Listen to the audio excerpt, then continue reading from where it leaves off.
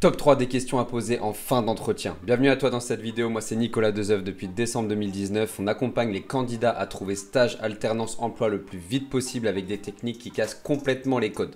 Si tu es arrivé jusque là, c'est que tu vas bientôt passer un entretien, donc regarde bien ce qui va suivre, ça va te permettre de te démarquer de la concurrence et de rester dans la tête du recruteur après l'entretien, ce qui est très important. Et avant de te dévoiler les 3 questions, je me remets en plein écran pour te dire qu'on a sorti une application web il y a quelques semaines. Tu peux créer ton compte en tant que candidat. Les recruteurs vont te remarquer, vont te contacter et te proposer de signer un contrat. C'est le premier lien dans la description, donc tu pourras regarder ça juste après la vidéo, mais pense à créer ton compte. Et bien évidemment, si sur YouTube, tu peux aussi commenter, liker, t'abonner à cette vidéo, ce sera super. Allez, trêve de blabla, on démarre. Donc la toute première question, tu vas voir qu'il y a 2 questions en réalité. Y a-t-il encore une chose sur laquelle vous auriez besoin d'un éclaircissement? Ou alors, avez-vous toutes les informations nécessaires à votre disposition pour prendre votre décision? Sur cette question-là, ces questions-là, elles sont intéressantes.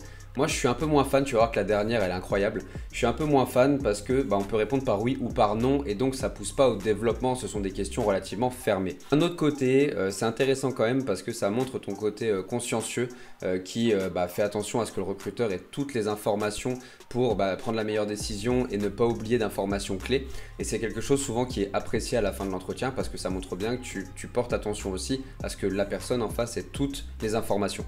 La deuxième question, et là elle est toute seule. Avez-vous une information à me communiquer sur l'entreprise dont je n'ai pas connaissance et qui ne se trouve pas sur vos réseaux ou sites web? Alors celle-là, je suis quasiment sûr que tu la connais pas. L'objectif est un petit peu différent de la question d'avant. C'est plutôt d'attiser la curiosité, de pousser le recruteur à réfléchir et de montrer tout simplement ton intérêt sur l'entreprise. Donc ça, c'est quelque chose de très important aussi. Je te la relis une deuxième fois. Avez-vous une information à me communiquer sur l'entreprise dont je n'ai pas connaissance et qui ne se trouve pas non plus sur vos réseaux ou votre site web? Et la troisième question que moi j'adore, c'est celle-ci. Si on travaille ensemble, si vous décidez de m'embaucher maintenant et que dans un an on décide de faire un point à nouveau, sur quels critères vous allez vous baser pour dire que vous aviez fait le bon choix en me recrutant?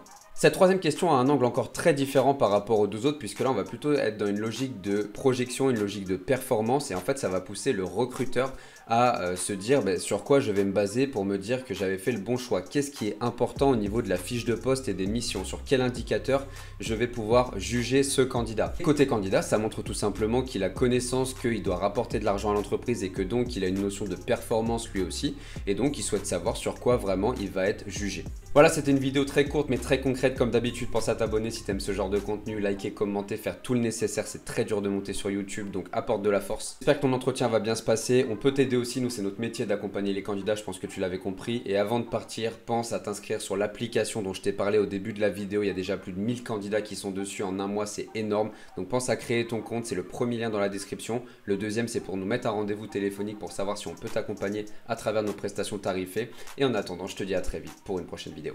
Ciao. Si cette vidéo t'a plu, n'hésite pas à la liker, la partager, la commenter. Tu as aussi tous les liens dans ma description auxquels tu peux accéder dès maintenant. N'hésite pas à me suivre aussi sur mes réseaux sociaux. Et en attendant, je te dis à très vite pour une prochaine vidéo. Ciao.